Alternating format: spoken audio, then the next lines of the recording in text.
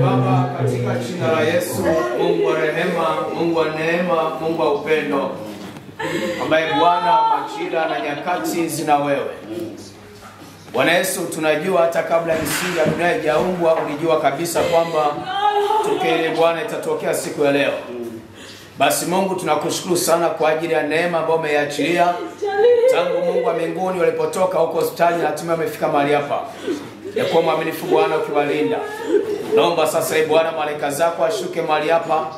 Mungu uendelee kumjalia sisi katika utaratibu wote ambao Bwana utaendelea mahali hapa. Neema yako Bwana iendelee kumjalia sisi, ukatuhifadhi na kutuweka salama katika jina la Yesu. Amen.